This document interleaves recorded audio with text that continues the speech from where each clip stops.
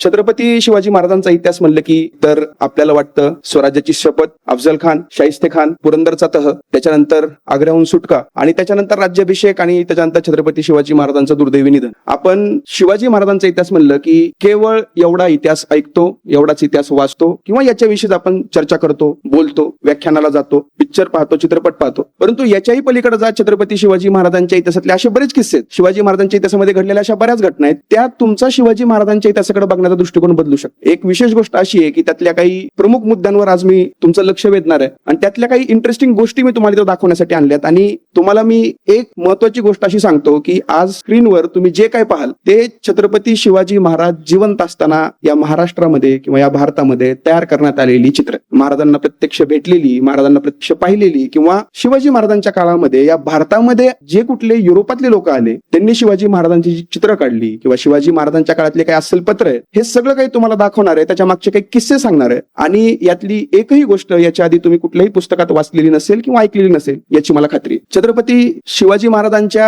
इतिहासाकडे ज्यावेळेस आपण बघतो त्यावेळेस आपण शिवाजी महाराजांना दगडधोंड्यातला राजा म्हणतो. आपला राजा अतिशय साधा होता, साधी राहणी, उच्च विचारसरणी, या पद्धतीने आपण शिवाजी महाराजांचं वर्णन करतो. मुघलांचं राज्य हे संपूर्ण भारताच्या म्हणजे आजचा जर आपण भारतीय उपखंड इमॅजिन केला तर आजचा काश्मीर पासून ते तिरुपती पर्यंत आणि डावीकडे अफगाणिस्तानच्या काबुल कंदाहार पासून ते आजचा पूर्ण पाकिस्तान आणि आजचा बांगलादेश हे एवढं मुघलांचं साम्राज्य होतं, ज्याचा रेव्हेन्यू एका वर्षाचा शिवाजी महाराज हयात असतानाची गोष्ट आहे त्यावेळेस त्यांचा एका वर्षाचा रेव्हेन्यू किंवा एका वर्षाचं उत्पन्न हे जवळजवळ 28 कोटी रुपये होतं. गोळकोंड्याचा कुतुबशाह हा हिऱ्यांच्या खाणीचा बादशाह म्हणून ओळखला जायचा. म्हणजे भारतामध्ये जे कुठले महत्वाचे हिरे, जगातले सगळ्यात महत्वाचे जे हिरे आहेत, कोहिनूर, दर्याई नूर, रेड डायमंड आपण ज्याला म्हणतो, हे सगळे हिरे ज्या खाणीतून आले ते गोळकोंड्याची खाण आणि त्या खाणीचा बादशाह असणारा गोळकोंड्याचा कुतुबशाह. किंवा राजपूत राजे म्हणलं की आपण श्रीमंतीमध्ये राहणारे, श्रीमंत थाटामाटात राहणारे राजपूत राजे म्हणतो. आणि शिवाजी महाराजांचा उल्लेख करताना आपण म्हणतो की आपला राजा हा दगडधोंड्यातला राजा आहे किंवा आपला राजा हा साधी राहणी उच्च विचारसरणी करणारा होता. आणि आपल्या या विचाराला छेद देणारा एक माणूस शिवाजी महाराजांना प्रत्यक्ष भेटला. हा डच व्यक्ती आहे. एम्स्टरडॅम, नेदरलँड नावाचा एक देश आहे, तिथला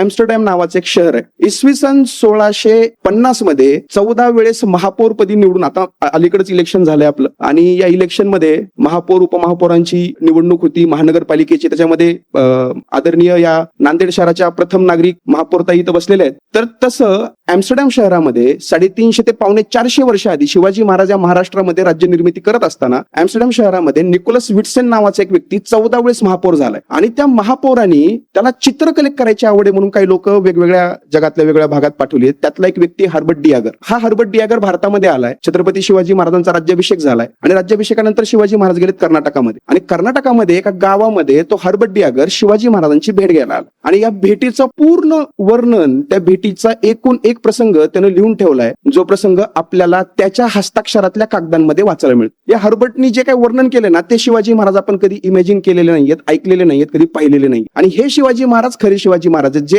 आजपर्यंत आपण कधी इमॅजिन केलेले नाही. हा हर्बर्ट डियागर हा डच व्यक्ती, फ्रेंच आहे. तिथं भारतामध्ये ज्या कुठल्या परकीय राजसत्ता आल्या त्याच्यामध्ये ब्रिटिश आहेत, पोर्तुगीज आहेत, डच आहेत, फ्रेंच आहेत. आणि शिवाजी महाराजांचा राज्याभिषेक झाला म्हणून हा हर्बर्ट डियागर हा डच व्यक्ती शिवाजी महाराजांना भेटायला कर्नाटकामध्ये वलिकंडापुरम नावाच्या एका गावामध्ये चाललाय. आणि याच्यासोबत याचं स्वतःचं एक शिष्टमंडळ आहे, स्वतःचा एक ग्रुप आहे आणि फ्रेंच लोक आहेत. या फ्रेंच लोकांनी शिवाजी महाराजांना राज्याभिषेकाच्या वेळेस कसल्याही पद्धतीची भेटवस्तू दिली नाही म्हणून शिवाजी महाराज या फ्रेंचांवर नाराज आहेत. बघा, आपण शिवाजी महाराजांना राजा म्हणून बघतो पण महाराज पण नाराज होतात हे आपल्याला सांगणारा व्यक्ती हा डच व्यक्ती हर्बर्ट डियागर. शिवाजी महाराजांना राज्याभिषेकाला त्या फ्रेंच लोकांनी गिफ्ट दिलं नाही म्हणून शिवाजी महाराज त्या फ्रेंच लोकांवर नाराज आहे. 3 ऑगस्ट 1677 ची ती रात्र आहे. प्रचंड पाऊस चालू आहे. ऑगस्ट महिना आपल्याला माहिती, कर्नाटक महाराष्ट्रात पाऊस असतो. आणि त्या पावसामध्ये डच लोकांना राहण्यासाठी, पावसाचं रक्षण करण्यासाठी शिवाजी महाराजांनी तंबूची व्यवस्था केली. पण फ्रेंचांनी शिवाजी महाराजांना राज्याभिषेकाच्या कुठले गिफ्ट दिलं नाही म्हणून रात्रभर फ्रेंचांना झाडाखाली भिजत उभा केले महाराज. हे हर्बर्ट डियागर लिहून ठेवतो. दुसऱ्या दिवशी हर्बर्ट डियागर शिवाजी महाराजांना भेटायला जातो आणि तो या भेटीचं वर्णन करतो. ही भेट झाली महाराजांची आणि हर्बर्ट डियागरची आणि तो सांगतोय त्या भेटीचं वर्णन करतोय. आणि जे हर्बर्टनी लिहिले त्या शब्दात मी इथून पुढचं तुम्हाला सांगणार आहे. हा हर्बर्ट म्हणतो की शिवाजी महाराजांना भेटण्यासाठी दुसऱ्या दिवशी सकाळी 8 वाजता मी ठरवलेल्या शामियानामध्ये महाराष्ट्रामध्ये गेलो. तो तंबू, भेटीसाठी उभारण्यात आलेला तंबू हा भारतातल्या सर्वात महागड्या किनपाखीच्या मखमलीच्या कापडापासून तयार केला होता. त्या तंबूवर सोन्याच्या तारांनी नक्षीकाम केलेलं होतं. त्या तंबूच्या मध्यभागी शिवाजी महाराजांची लोडतक्क्याची बैठक होती, ज्या बैठकीवर सोन्याच्या तारांचं कलाकुसरीचं काम होतं. म्हणजे लोडतक्क्यांची म्हणजे गादी, आणि गादीवर 3 बाजूने 3 लोड, त्याच्यावर मखमलीची चादर अंथरलेली आणि त्याच्यावर सोन्याच्या तारांपासून फुलांची डिझाईन केली. काही वेळानंतर शिवाजी राजा त्याच्या 2 मंत्र्यांसोबत त्या शाम्यानात आला. शिवाजी राजाच्या डोक्यावर जो जिरेटोप होता, त्या जिरेटोपावर सोन्याच्या तारांचं काम केलं होतं आणि त्याच्यावर मोत्याचा तुरा लोंबकाळत होता. शिवाजी राजाच्या अंगावर जे कापड होतं ते कापड अतिशय महागडं होतं, ज्याच्यावर सोन्याच्या तारांचं वर्क केलेलं होतं. शिवाजी राजाच्या पायातल्या मोजडीवर सोन्याची फुलं काढलेली होती. एवढंच नाही तर शिवाजी राजाच्या हातामध्ये जी तलवार आहे, त्या तलवारीची मूठ सोन्याची होती, ज्याच्यावर वेगवेगळी रत्न लावलेली होती, आणि त्या मुठीची मॅन हिरव्या रंगाच्या मखमलीच्या कापडाची होती, ज्याच्यावरही सोन्याचं काम केलं. आपण म्हणतो आपला राजा हा दगडतोंडात राहणार आहे, सह्याद्रीत राहणार आहे, आणि हा डच व्यक्ती सांगतो की शिवाजी महाराजांच्या कपड्यांवर सोन्याच्या तारांचं काम आहे, शिवाजी महाराजांच्या तलवारीवर सोन्याचं काम आहे. एवढंच नाही तर शिवाजी महाराज बसतात ती गादी सुद्धा सोन्याच्या तारांपासून तयार केली. म्हणजे आपण जे शिवाजी महाराज इमॅजिन केले त्याच्या पूर्ण विरोधाभासी शिवाजी महाराज हा डच व्यक्ती बघतोय. आणि याचा रेकॉर्ड मला का खरं वाटतं, कारण हा प्रत्यक्ष शिवाजी महाराजांना भेटलाय. कशासाठी भेटलाय तर हा शिवाजी महाराजांकडे व्यापारी तहाची वाटाघाटी करतोय. महाराजांनी कर्नाटक जिंकला राज्याभिषेकानंतर, आणि तिथं स्त्रीची आणि पुरुषाची गुलाम म्हणून खरेदी विक्री करायची. ती खरेदी विक्री व्हावी म्हणून ती लोक शिवाजी महाराजांना भेटायला गेलेत. आणि शिवाजी महाराज काय सांगतायत की हा भाग आधी मी, याच्या आधी हा भाग विजापूरच्या आदिलशाहीकडे, आता हा भाग मी जिंकलाय, या भागाचा मी मालक आहे. माझ्या आधी इथे कुठल्याही स्त्रीची आणि पुरुषाची गुलाम म्हणून खरेदी विक्री होत होती. आता इथं माझं राज्य आहे, माझ्या राज्यात मी कुठल्याही स्त्रीची गुलाम म्हणून खरेदी विक्री होऊ देणार नाही. आणि माझ्या परस्पर जर असा कोणी प्रयत्न केला तर त्या व्यक्तीला अद्दल घडवल्याशिवाय माझी लोक शांत बसणार. आणि ही अट डचांना मान्य करावी लागली. शिवाजी महाराजांच्या या निर्णय क्षमतेवर, शिवाजी महाराजांच्या या राहणीमानावर, त्यांच्या या पूर्ण स्वभावावर हा डच व्यक्ती हर्बर्ट डी अगर एवढा इम्प्रेस झाला की या डच व्यक्तीनं शिवाजी महाराजांचं सगळ्यात पहिलं चित्र काढलं. आता आपण स्क्रीनवर जे बघतोय हे शिवाजी महाराज जिवंत असताना काढण्यात आलेलं शिवाजी महाराजांचं सर्वात पहिल्या चित्राची प्रत आहे. तुम्हाला जर कोण विचारलं की शिवाजी महाराज कसे दिसत असावेत, शिवाजी महाराज कसे दिसत असतील, तर त्याला हे पेंटिंग दाखवा. Old and new east India नावाचा एक ग्रंथ आहे, 8 खंडाचा ग्रंथ आहे. त्यातल्या 8व्या खंडाच्या पान नंबर 256 वर हे चित्र छापून आलेले. म्हणजे महाराज जिवंत असताना युरोपात छापलेल्या एका पुस्तकामध्ये हे चित्र छापून आलंय. आणि जर तुम्हाला कोणी विचारलं शिवाजी महाराज कसे दिसत असतील तर त्याला हा फोटो दाखवा आणि सांगा की शिवाजी महाराज हे असेच दिसत होते. कारण महाराज जिवंत असताना काढण्यात आलेलं शिवाजी महाराजांचं पहिलं पेंटिंग. शिवाजी महाराज जिवंत असताना जी काही पेंटिंग काढण्यात आली ती सगळी पेंटिंग मी तुम्हाला दाखवायला आणली. याच्यात जर तुम्ही नीट बघितलं तर शिवाजी महाराजांच्या डोक्यावरचा जो जिरेटोप आहे, आपण चित्रपटात पाहतो तसा नाहीये, जो गोल गोल गोल गोल साडीला पिळ देऊन करतात तसं एक पटका आहे. आणि त्या पटक्याभोवती बांधलेलं एक मुंडास आहे. म्हणजे आपण फडकं गुंडाळतो ना आपल्या मराठवाड्यामध्ये, आपण फडकं गुंडाळतो डोक्याला किंवा गमचा गुंडाळतो, तशा पद्धतीने त्या आतल्या पागोट्याला बाहेरून गमचा गुंडाळल्यासारखं ते पागोट जिरेटोप आपल्याला दिसतो. त्याच्या खाली जर बघितलं तर शिवाजी महाराजांचे मोठे डोळे, शिवाजी महाराजांची हनुवटीकडे टोकदार होत गेलेली दाढी आहे, विरळ मिशा आहेत, त्यांचं नाक बागदार आहे, गरुडासारखं बागदार नाक आहे त्यांचे कल्ले बघा, कल्ले मोठे. आणि त्यांच्या गळ्यामध्ये कुठेही तुम्हाला कसल्याही पद्धतीचे इतर दागिने दिसत नाहीत, एक मोत्याची माळ दिसते. आणि या चित्रामध्ये कुठेही तुम्हाला त्यांच्या कपाळावर कसल्याही प्रकारचा गंध लावल्याचं पाहायला मिळेल. बरं, हे एका पेंटिंग पुरतं नाहीये बरं. शिवाजी महाराजांची समकालीन महाराज जिवंत असताना काढलेली 11 पेंटिंग मी दाखवायला आणले. हे तुमचं तुम्ही ऑब्झर्व करायचं, मी तुम्हाला हे सांगणार नाहीये. हे शिवाजी महाराज जिवंत असताना काढलेलं सगळ्यात पहिलं पेंटिंग आहे, 3 ऑगस्ट 1677. आणि या पेंटिंग पासून शिवाजी महाराजांची चित्र काढण्याची स्पर्धा सुरू झाली. आणि शिवाजी महाराजांचंच हे पेंटिंग, याच्या खाली बघा ते डच मध्ये वाक्य पण लिहिलंय, डेन हिर सेवाजी. डच लोक शिवाजी महाराजांची स्पेलिंग लिहिताना सेवाजी लिहायची, जे खाली महाराज हात ठेवून उभे त्या कठड्यावर, त्याच्या खाली बघा लिहिलंय सेवाजी. इंग्रज लोक, डच लोक, पोर्तुगीज, फ्रेंच शिवाजी महाराजांची स्पेलिंग सेवाजी, शिवाजी, सिवागी कसल्याही शब्दात करायची. 27 प्रकारचे शब्द मी शोधून काढलेत की जे शिवाजी महाराजांविषयी उल्लेख केले समकालीन लोक. आणि शिवाजी महाराज हे असेच दिसत होते, ह्याला पेंटिंग सोबत लिखाणातलं पण रेकॉर्ड आहे. आणि शिवाजी महाराजांना भेटलेल्या सगळ्या परकीय लोकांपैकी आपल्याला असं वाटतं की आज विमानसेवा वगैरे सुरू झाली म्हणून आपला जगाशी संबंध आला, आपल्या खूप पुढे होते शिवाजी महाराज. महाराज जिवंत असताना कमीत कमी 15 ते 20 फॉरेनर्सला भेटलेले, त्यांच्यासोबत गप्पा मारलेले, त्यांच्याकडून वेगवेगळ्या गोष्टींची त्यांनी माहिती घेतलेली. आणि या शिवाजी महाराजांचा एक लाडका फॉरेनर मित्र आहे, त्याचं नाव आहे हेनरी ऑक्झेंडन. आपल्या सगळ्यांच्या घरामध्ये एक शिवाजी महाराजांची फ्रेम असते बघा, आणि त्या फ्रेम मध्ये एक इंग्रज अधिकारी शिवाजी महाराजांना मुजरा घालतो. आपण बघितलेलं असतं की राज्याभिषेकाच्या वेळेस महाराज दरबारात बसलेत आणि एक इंग्रज अधिकारी महाराजांना मुजरा घालतोय. तिथे एक वाक्य असतं फ्रेमवर की चुकल्या वाकल्या गर्विष्ठ माना या शिवमंदिरी वगैरे. तर तो जो इंग्रज अधिकारी शिवाजी महाराजांना राज्याभिषेकाच्या फ्रेम मध्ये मुजरा घालत असतो ना, तो इंग्रज अधिकारी आहे हेनरी ऑक्झेंडन. या हेनरी ऑक्झेंडनचा सख्खा मोठा चुलत भाऊ सुरतेचा प्रेसिडेंट, सुरतेचा गव्हर्नर आहे. या हेनरी ऑक्झेंडनचा आजोबा हा इंग्लंडच्या राजाचा खास मित्र आहे. हा हेनरी ऑक्झेंडन शिवाजी महाराजांच्या राज्याभिषेकाच्या वेळेस महाराजांना भेटायला आला. हे जे स्क्रीनवर तुम्ही आता पेंटिंग बघताय याच्या पुढचं, हा शिवाजी महाराजांना भेटलेला आणखीन एक व्यक्ती आहे. याचं नाव आहे निकोलाव मनुची. पुरंदरचा तह माहिती आपल्याला, मिर्झाराजे जयसिंग आणि शिवाजी महाराजांमध्ये तो पुरंदरचा तह झाला आणि त्यात आपल्याला असं वाटतं की शिवाजी महाराज आणि मिर्झाराजे जयसिंग मध्ये भांडणं झाले. औरंगजेबाने सैन्य पाठवलं, शिवाजी महाराज हरले, पुरंदरचा तह झाला. शिवाजी महाराज वयाच्या 6व्या वर्षी ज्यावेळेस शिवाजी महाराजांचं वय 6 वर्षाचं होतं त्यावेळेस शिवाजी महाराजांना पुरंदरचा तह करावा लागणार या गोष्टीची इतिहासामध्ये पाळंमुळं रोवल्या गेली. कसं ते मी पुढे दाखवणारच. आणि पुरंदरच्या तहामागं कुठल्याही गोष्टीमध्ये कसलाही राजकीय लढा नाहीये, तो केवळ आणि केवळ जमीन आणि महसुलीचं युद्ध आहे. बरेच इथं प्रशासकीय अधिकारी पण आलेले आहेत. आज त्यांना मी शिवाजी महाराजांच्या महसूल धोरणाविषयीचा एक इंटरेस्टिंग किस्सा पण सांगणार आहे. हा व्यक्ती शिवाजी महाराजांना भेटायला पुरंदर किल्ल्याच्या पायथ्याला आलाय. ह्याचं नाव आहे निकोलाव मनुची. हा इटालियन व्यक्ती, इटली नावाचा एक देश आहे, व्हेनिस नावाचं एक शहर आहे, खूप सुंदर शहर, जगातलं एक टुरिस्ट अट्रॅक्शन आहे. इटलीमध्ये असणारा हा 14 वर्षाचा मुलगा आहे. आता इथं बरेच माझे लहान मित्र पण बसलेले शाळेतले. हा 14व्या वर्षी घरातून बाहेर निघाला. याच्या गावामध्ये व्हेनिसमध्ये एक बंदर आहे. त्या बंदरावर गेला, तिथे एक जहाज लागलेलं होतं. त्या जहाजावर एक आफ्रिकन व्यक्ती होता आणि तो चालला होता सुरतेला. यानं विचारलं तुम्ही कुठं चाललाय? त्यानं सांगितलं मी सुरतेला चाललो. कशाला चाललाय? तर तिथं शहाजहान नावाचा एक बादशाह आहे, त्या बादशाला मला भेटायचंय म्हणून मी चाललोय. तो व्यापारी होता आफ्रिकेचा.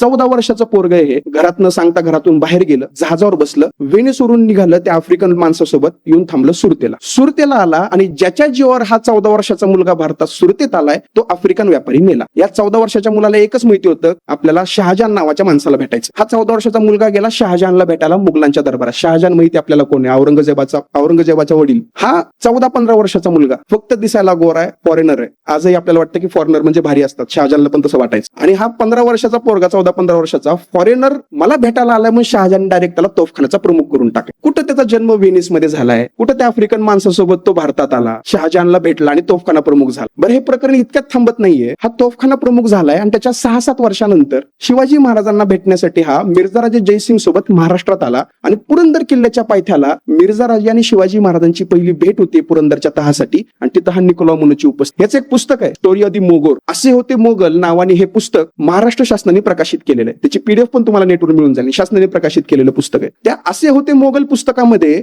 या निकोलाव मनुचीनी काय काय लिहिलंय ह्याचं सगळं वर्णन केलेलं आहे. या निकोलाव मनुचीनी 3 पुस्तकं लिहिलेली आहेत. त्यातलं एक पुस्तक आहे असे होते मोगल आणि त्याच्यामध्ये हा लिहितो की एका संध्याकाळी मी आणि मिर्झा राजा आम्ही गंजिफा खेळतो. आपण पत्ते वगैरे खेळतो ना, तसा गंजिफा नावाचा खेळ शिवाजी महाराजांच्या काळात होता. आम्ही गंजिफा खेळत असताना आम्हाला बातमी कळाली की शिवाजी राजा आहेत. काही वेळाने शिवाजी राजा आमच्या तंबूमध्ये आला. त्याला बघून मिर्झा राजा आणि मी 2 जण उभा राहील. शिवाजी राजा आला आणि शिवाजी राजाने विचारलं, माझ्याकडे बोट केलं आणि मिर्झा राजाला विचारलं हे कोण? हे कोणा देशाचे राजे? मिर्झा राजाने उत्तर दिलं हे फिरंगी राजे. मनातल्या मनात महाराज म्हणले असतील अरे हा फिरंगी म्हणून तर विचारतोय ना कुठल्या देशाचा. शिवाजी महाराजांनी त्याला विचारलं तू कोण आहेस? कुठून आलाय? तुझा राजा कोण आहे? तू इथं कधीपासून राहतोय? या मनुचीने शिवाजी महाराजांना उत्तर दिलेत. शिवाजी महाराजांनी त्याला काही प्रश्न विचारलेत आणि वर शिवाजी महाराज त्या निकोलाव मनुचीला म्हणतात की शिवाजी महाराजांच्या मते युरोपातला सर्वश्रेष्ठ राजा हा पोर्तुगालचा राजा. हे शिवाजी महाराजांची वाक्य आहेत, ही मनुचीने लिहून ठेवली आहेत. आपल्याला आता इथं बसून असं वाटतं की आपण जे काम करतो याच्यामुळे शिवाजी महाराज जगात पोहोचणार आहेत. शिवाजी महाराज जिवंत असताना जगात पोहोचले. तुम्ही मी फक्त त्यांचं नाव वापरून जगात पोहोचण्याचा प्रयत्न करतो. ही शिवाजी महाराजांना प्रत्यक्ष भेटलेली लोक आहेत. या निकोलाव मनुचीने एक चित्र काढलंय शिवाजी महाराजांचं. आपण जे 4थीच्या पुस्तकामध्ये बघतो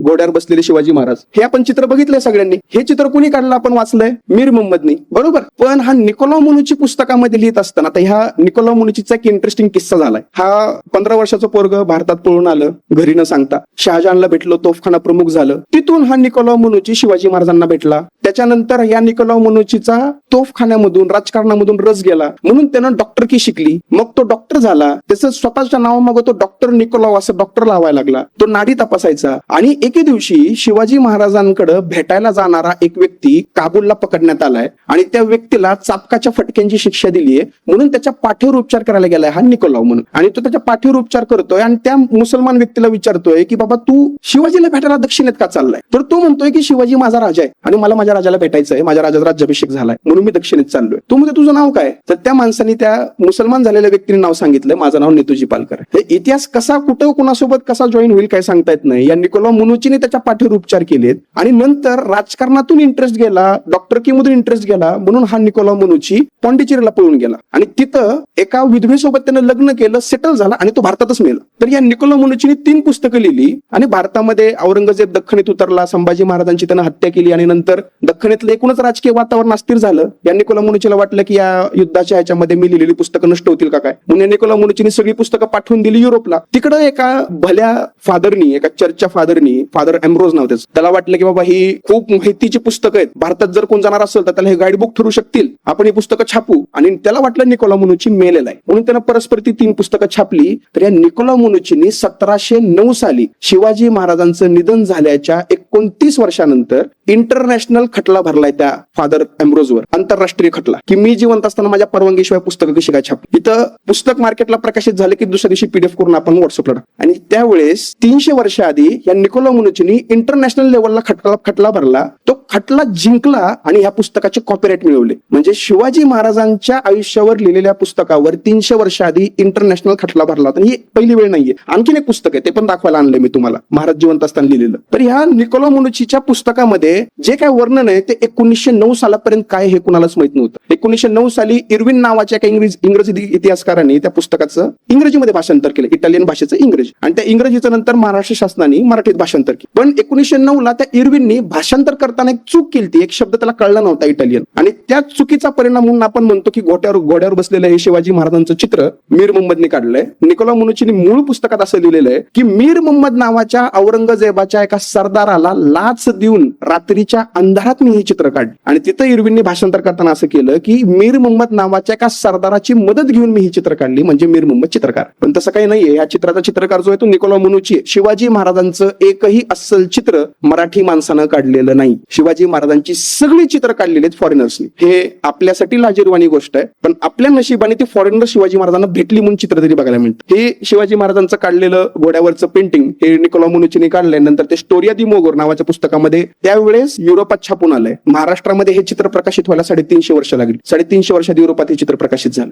या निकोला मुनुची सारखंच आणखीन एक व्यक्ती शिवाजी महाराजांना भेटलं. या जसं मी तुम्हाला मगाशी किस्सा सांगितला की निकोला मुनुचीच्या पुस्तकावर आंतरराष्ट्रीय खटला भरला होता, तसं शिवाजी महाराज हे काहीतरी एक वेगळं प्रकरण आहे, वेगळं रसायन आहे. ह्या गोष्टीमुळे एक माणूस शिवाजी महाराजांचा फॅन झालता, लिटरली फॅन. म्हणजे त्याचा उल्लेख इतिहासामध्ये केला जातो, शिवाजीचा निस्सीम चाहता हा इतिहासातला उल्लेख आहे. त्याचं नाव आहे कॉस्मा दी गार्ड. हे जे तुम्ही बघताय समोरचं हे शिवाजी महाराजांवर लिहिण्यात आलेलं जगातलं सगळ्यात पहिलं पुस्तक आहे. आणि आपल्यासाठी लाजिरवाणी गोष्ट अशी आहे की शिवाजी महाराजांच्या इतिहासावर जगात लिहिण्यात आलेलं सगळ्यात पहिलं पुस्तक सुद्धा पोर्तुगीजांनी लिहिलेलं आहे, भारतीयांनी नाही किंवा मराठी माणसाने नाही. हे पुस्तक लिहिलेलं आहे कॉस्मा दी गार्ड नावाच्या पोर्तुगीज व्यक्तीने. हे पुस्तक लिहून पूर्ण झालंय 1695 ला. शिवाजी महाराजांचा मृत्यू होऊन 15 वर्ष झाली आहेत आणि संभाजी महाराजांची हत्या होऊन 6 वर्ष झाली आहेत. त्यावेळेस हे पुस्तक युरोपामध्ये प्रकाशित झालंय आणि हे शिवाजी महाराजांच्या आयुष्यावर लिहिण्यात आलेलं पहिलं शिवचरित्र आहे. आणि हे पुस्तक सुद्धा युरोपामध्ये 1695 साली प्रकाशित झालेलं आहे. म्हणजे शिवाजी महाराज जिवंत असताना लिहिण्यात आलेलं सगळ्यात पहिलं पुस्तक. आणि या निकोला मुनुची प्रमाणे किंवा ते पहिला जो तुम्हाला सांगितला हरबट डी आगर, त्याप्रमाणे आणखीन एक माणूस शिवाजी महाराजांना भेटलाय आणि तो शिवाजी महाराजांचा बेस्ट फ्रेंड झालाय.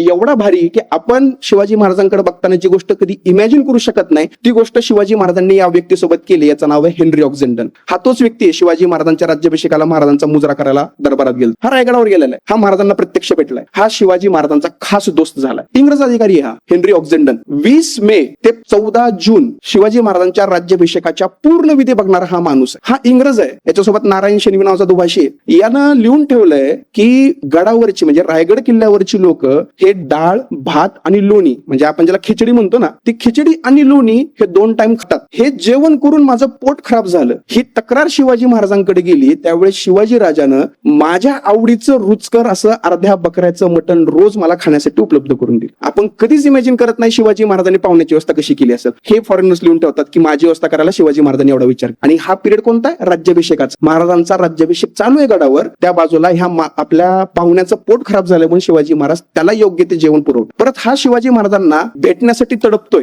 22 तारखेपासून हा मंत्र्यांकडे खेटे घालतोय की मला महाराजांना भेटायचंय, मला शिवाजीला भेटायचं. आणि याला शिवाजी महाराजांनी निरोप दिलाय 5 तारखेला निराजी पंडिता प्रल्हाद निराजी मार्फत सांगितलंय दुसऱ्या दिवशी सकाळी 6 वाजता दरबारात घेऊन ये. 6 जून 1674 शिवाजी महाराजांच्या राज्याभिषेकाचा दिवस. आणि राज्याभिषेकाच्या दिवशी हा शिवाजी महाराजांना भेटायला सूर्योदयाच्या वेळेस शिवाजी महाराजांच्या रायगडावरच्या सदरेत गेलाय. आणि एवढी गर्दी होती की आणि हे सगळं अकाउंट यानं लिहून ठेवलेलं आहे. ब्रिटिश लायब्ररीमध्ये माझ्यामध्ये हे अकाउंट आहे, त्याची PDF रायगडाची जीवनकथा नावाचं एक पुस्तक आहे शांताराम विष्णू आवळसकरांचं, जे महाराष्ट्र राज्य साहित्य संस्कृती महामंडळाने प्रकाशित केलेलं आहे. त्या रायगडाच्या जीवनकथेमध्ये हेनरी ऑक्झेंडनची सगळी डायरी प्रकाशित आहे. त्याच्यामध्ये हा हेनरी लिहितो की शिवाजीच राजाचं लक्ष माझ्याकडे जाऊन माझ्या हातामध्ये हिऱ्याची अंगठी होती, जी त्याला भेट द्यायला आणली होती. ती अंगठी मी हवेमध्ये उंचावली, त्याच्यावर सूर्यकिरण पडली, ती सूर्यकिरण चमकून शिवाजी राजाच्या चेहऱ्यावर गेली आणि शिवाजी राजाचं लक्ष माझ्याकडे गेलं आणि शिवाजी राजांनी मला त्याच्या जवळ बोलवलं. आणि तिथून पुढे जो काही वर्णन मी करणार आहे ते सगळं हेनरीने त्याच्या पत्रात लिहिलेलं आहे. हेनरी सांगतो की शिवाजी राजाच्या सदरेवर त्याच्या सिंहासनाच्या समोर जाऊन आम्ही उभा आहोत. त्याचं सिंहासन सोन्यापासून तयार केलेलं होतं. सिंहासनाच्या दोन्ही बाजूला सोन्याच्या भालाच्या टोकावर अतिशय शुभ लक्षणी अशी चिन्ह लटकवलेली होती. आता शिवाजी राजांविषयी वर्णन करताना हा हेनरी काय लिहितो, शिवाजी राजाचा चेहरा हा इतर मराठ्यांपेक्षा काहीसा गौरवर्णीय, म्हणजे महाराज गोरे होते. शिवाजी राजाचे डोळे मोठे आणि बोलके, शिवाजी राजाचं नाक बागदार आहे, शिवाजी राजाच्या मिशा विरळ आहेत, दाढी हनुवटीकडे टोकदार होत गेलेली आणि शिवाजी राजाच्या चेहऱ्यावर कायम मंद स्मित झळक. हा हेनरी फक्त राज्याभिषेकाला नाही भेटलाय महाराजांना. राज्याभिषेकाच्या 6 महिन्यांनी शिवाजी महाराज चौल अलिबाग भागात फिरायला गेले. सकाळी 8:30ची वेळ. त्या हेनरीला कळले की शिवाजी महाराज भेटायला लागले. हेनरीने आपल्या एका सेवकाला घेतलं, ती इंग्रजांची हॅट होती जुनी, ती हॅट घातली. त्या हॅटला 2-4 लेस होत्या, त्या लेस त्याच्या खांद्यापर्यंत आल्या. शिवाजी महाराज पालखीमधून आले. एका ओढ्याच्या किनारी झाडाखाली हा हेनरी ऑक्झेंडन उभा होता. महाराज आले, पालखीतून खाली उतरले. शिवाजी महाराज गेले, डायरेक्ट या हेनरीच्या खांद्यावर आपले दोन्ही हात ठेवले आणि आपल्या सहकाऱ्यांसोबत ते हसी मजाक करत होते आणि हसत होते. काही वेळांनी माझ्या टोपीच्या लेसला पकडून शिवाजी राजांनी स्वतःचं मनोरंजन केलं, काही विनोद केले ज्याच्यावर त्याचे सहकारी हसले आणि नंतर माझी ख्याली खुशाली विचारून शिवाजी राजा पालखीत बसून पुढे निघून गेला. आपण शिवाजी महाराजांना कधी हसताना इमॅजिन सुद्धा केलं. या माणसाच्या खांद्यावर हात ठेवून शिवाजी महाराज हसले. हा आपल्यापेक्षा जास्त नशीबवान असं. हे असल्या गोष्टी या परकीय लोकांनी लिहून ठेवल्यात महाराजांविषयी, जे आपण कधीच इमॅजिन केलं नाही. तुम्ही कधी इमॅजिन केले का शिवाजी महाराज हसत कशी असते? काय चित्रपटात पण रात्री 12 वाजता शिवाजी महाराज गंभीर सिरियस, रात्री 12 वाजता पण बोलताना बोलणार काय झाले, काय खबर आणली. महाराज असं बोलत असतील का? वयाच्या 12व्या-13व्या वर्षी जो माणूस पुण्यातल्या मावळातल्या लोकांसोबत राहतोय आणि तो मरेपर्यंत राहतोय, 35-36 वर्ष त्या माणसाचा सहवास हा केवळ आणि केवळ मावळी आणि ज्याला आपण गावठी म्हणतो त्या भाषेमध्ये बोलणाऱ्या लोकांसोबत आहे. तो माणूस फक्त शुद्ध बोलणार. म्हणजे ह्या माणसावर जेवढा विचार आपण नाही केला, जेवढ्या व्यक्तिरेखेच्या पद्धतीने आपण या माणसाला जज नाही केलं ना, तेवढ्या फॉरेनर्सनी केलेलं. हा हेनरी ऑक्झेंडन शिवाजी महाराजांना भेटला, महाराजांचं पूर्ण डिस्क्रिप्शन करून ठेवलं. या हेनरीने लिहून ठेवलंय की रायगड किल्ल्यावर राज्याभिषेकाच्या दिवशी नगारखान्यासमोर 2 हत्ती होते. ते हत्ती गडावर कसे आणले हे आम्हाला आजपर्यंत समजलं नाही. रायगडावर हत्ती होते याच्याविषयी इतिहासामध्ये एकमेव नोंद देणारा माणूस हा हेनरी ऑक्झेंडन. ते हत्ती गडावर कसे आले कधी काही सुद्धा माहित, फक्त ते गडावर हत्ती होते याविषयीची एक मात्र इतिहासातली नोंद देणारा हा माणूस. हा हेनरी इतिहासातला पहिला आहे ज्यानं सांगितलंय की शिवाजी राजांना आपल्या स्वराज्याचा अधिकृत निशाण म्हणून जरी पटका केलंय.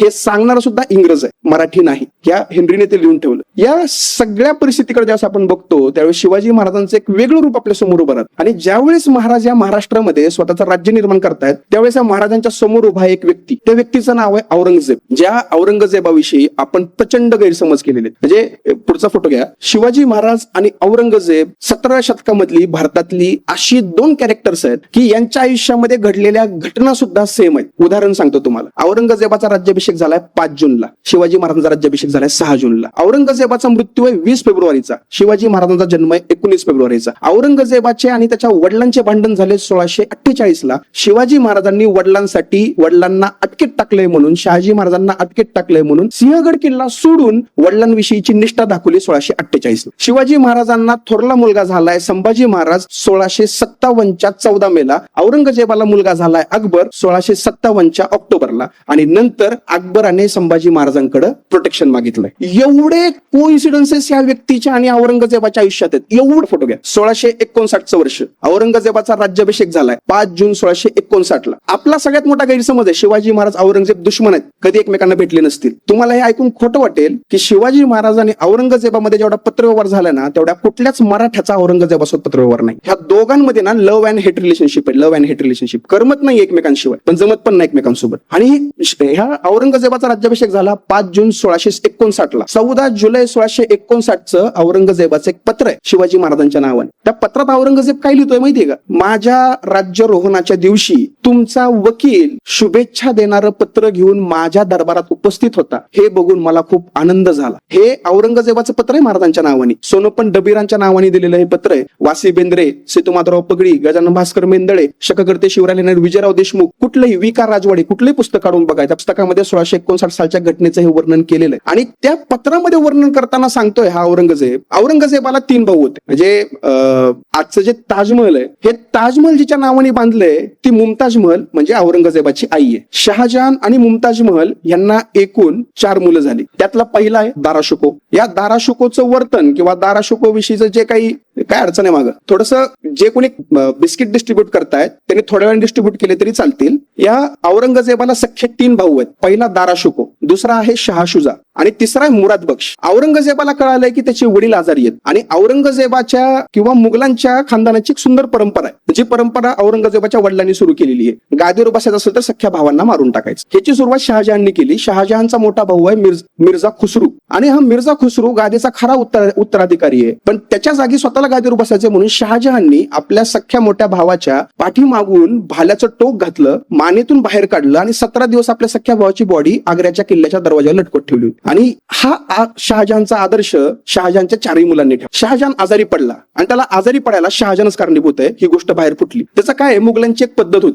जर बादशाह राजधानीमध्ये असेल तर बादशाहनी सकाळी आणि संध्याकाळी लोकांना दर्शन द्यायला खिडकीतून बसायचं. रस्त्यावर येणारे जाणारे लोक बघणार, बादशाह खिडकीत बसलाय, सकाळी राजा जिवंत आहे, सगळं व्यवस्थित आहे. संध्याकाळी खिडकीतून बसला, बादशाह जिवंत आहे, सगळं काही व्यवस्थित आहे. शहाजहान आजारी पडला आणि 2 दिवस खिडकीतच बसला. सगळ्यांना कळालं की शहाजहान आजारी पडला. औरंगजेब त्यावेळेस महाराष्ट्रात आहे आणि औरंगजेबाला कळालं शहाजहान आजारी पडलाय, दाराशुकोच गादीवर बसणार. आणि औरंगजेब तातडीनं महाराष्ट्रातून निघालाय दिल्लीकडे, वडिलांच्या काळजीसाठी नाही, 3 भावांना मारून गादीवर बसायला. औरंगजेबाचा राज्याभिषेक झाला ना 5 जून 1659 त्या वर्षी औरंगजेबानं आपल्या रक्ताचे 27 नातेवाईक मारलेले. त्यातला जो सगळ्यात मोठा गादीचा वारसदार आहे तो दाराशुको आहे. ह्या दाराशुकोला औरंगजेबाने लिटरली पळवून 1.5 वर्षांतर अटक केली. शहाजहानच्या काळामध्ये जीवन मलिक नावाचा एक सरदार आहे, त्या जीवन मलिकनी भ्रष्टाचार केला म्हणून शहाजहान त्याला हत्तीच्या पायाखाली देणार होता. दाराशुकोनी मध्यस्थी केली आणि दाराशुकोनी सांगितलं शहाजहानला की याला माफ करून टाक, हत्तीच्या पायाखाली देऊ नको. आणि नंतर हा जीवन मलिक काही पैशांसाठी औरंगजेबाला फितूर झाला आणि त्यांना दाराशुकोला पकडून दिलं. जर हा जीवन मलिक जिवंतच राहिला नसता तर दाराशुको कधी पकडला पण गेला नसता. ह्या जीवन मलिकनी औरंगजेबाला दारा सोपवलं. दुसरा भाऊ शहाशुजाच्या विरोधामध्ये औरंगजेबाने प्रचंड युद्ध केलं. शहाशुजाचा बंगाल आणि बिहारवर प्रचंड होल्ड आहे आणि या शहाशुजाला औरंगजेबाने एवढ्या भयंकर पद्धतीने त्रास दिला की आजही इतिहासात माहित नाहीये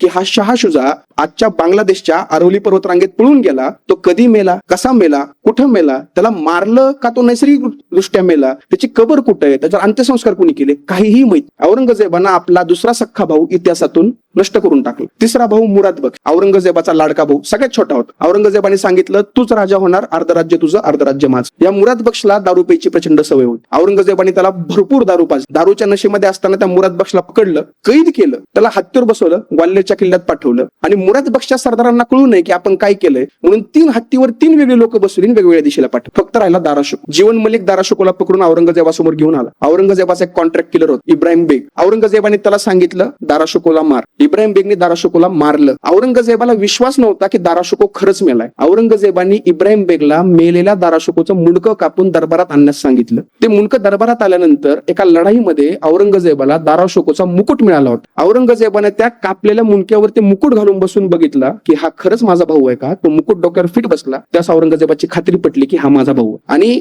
या सगळ्या गोष्टीचं दाराशुकोला मारल्यानंतर जे दरबारात झालं त्या गोष्टीचं अस्सल चित्र काढलंय निकोला मुनुचीने. हे जे समोर दिसतंय, खुर्चीवर जो बसलाय तो औरंगजेब आहे, त्याच्या समोर जो उभा आहे तो इब्राहिम बेग आहे आणि त्या इब्राहिम बेगच्या हातामध्ये आपल्याला दाराशुकोचं कापलेलं मुंडकं दिसतं. त्या निकोला मुनुचीने काढलेलं हे पेंटिंग येतो. त्या दरबारामध्ये उपस्थित होता. दरबारात उपस्थित असताना त्यानं काढलेलं हे चित्र. बरं, एवढं एकच चित्र काढलंय का त्यानं मुघलांच्या सरदारांपैकी? आणखीन एक फेमस सरदार आहे मुघलांचा जो आपण बघतो, शिवाजी महाराज आणि औरंगजेब. ह्या दोघांमध्ये सगळ्यात पहिला संबंध येतोय 1657 म्हणजे अफजल खानाला मारायच्या बरोबर 2 वर्षात. औरंगजेब महाराष्ट्रात आहे. औरंगजेब महाराष्ट्रामध्ये आलाय आदिलशाहीला संपवायला आणि औरंगजेबासमोर एक माणूस उभा आहे, त्याचं नाव आहे शिवाजी. आदिलशाहीच्या एका सरदाराचा बंडखोर मुलगा. शिवाजी महाराजांचं राज्य केवढं त्यावेळेस? पुणे, सुपे, चाकण, इंदापूर, बारामती आणि 1656 शिवाजी महाराजांनी जिंकलेली जावळी. एवढं शिवाजी महाराजांचं राज्य. औरंगजेबाच्या पूर्ण राज्याच्या 1% सुद्धा नाही. तुम्हाला कदाचित ही गोष्ट माहित नसेल पण औरंगजेब जिवंत असताना जगाच्या 8% भूभागावर राज्य करायचा. 8% जगाच्या, आजचं जे जग अस्तित्वात आहे त्याच्या 8% भाग औरंगजेबाच्या अंडर होत. त्याच्यासमोर शिवाजी महाराजांचं राज्य म्हणजे काहीच नाही. त्याला फक्त माहिती होतं की हा हा शिवा बंडखोर आहे, यानं बंड केलंय, पण शिवाजीला मारायचं नाही. कशामुळं नाही? जर मी शिवाजीला मारलं तर शिवाजी जो आदिलशहाला डॅमेज करतोय तो डॅमेज करणार. जर मला आदिलशाहीला संपवायचं तर शिवाजी माझ्या फायद्याचा आहे. जेवढा शिवाजी आदिलशहाला डॅमेज करेल तेवढं माझ्यासाठी चांगलं आहे. आज मी आदिलशाही संपवली तर शिवाजी किस खेतकी मुली कधी संपू शकतो. आणि 1657 औरंगजेबाचं आदिलशाही सोबत युद्ध चाललं आणि त्या युद्धाचा फायदा घेऊन शिवाजी महाराज म्हणतात औरंगजेबाला मला कल्याण भिवंडी दे. कशामुळं? तर 1636 शहाजी महाराजांनी नवीन निजामशाही स्थापन केली होती. त्यावेळेस एक माहुलीचा तह झालाय आणि त्या माहुलीच्या तहानुसार शहाजी महाराजांच्या निजामशाहीचे 2 भाग पडले. जो पुढचा नकाशा आहे त्याच्यामध्ये जी लाल रंगाची डॉटेड लाईन आहे ना सेंटरला, त्याच्या उत्तरेचा भाग मुघलांनी घेतलाय निजामशाहीचा आणि दक्षिणेचा भाग आदिलशहाने घेतला. ही 1636 ची गोष्ट आहे. शिवाजी महाराजांचं वय 6 वर्ष होतं त्यावेळी. आणि त्या डॉटेड लाईनच्या उत्तरेला येतंय कल्याण भिवंडी आणि त्या डॉटेड लाईनच्या दक्षिणेला कोकणामध्ये जंजिरा किल्ला जो आहे त्याच्या खाली येतंय दाभोळ. शिवाजी महाराज म्हणून औरंगजेबाला म्हणतायत मी तुझा प्रजाजन म्हणून राहील, तुझा नागरिक म्हणून राहील, मला कल्याण भिवंडी दे. औरंगजेब म्हणतोय मी कल्याण भिवंडी देणार नाही, तू एक काम कर दाभोळ घे. दाभोळ कोणाचं आहे? त्या डॉटेड लाईनच्या खाली आल्यामुळे आदिलशाच. औरंगजेब आदिलशाहीचा मुलूक जिंक अशी शिवाजी महाराजांना आज्ञा देतो. शिवाजी महाराजांना काहीही करून कल्याण भिवंडी पाहिजे. शिवाजी महाराज काय करतायत?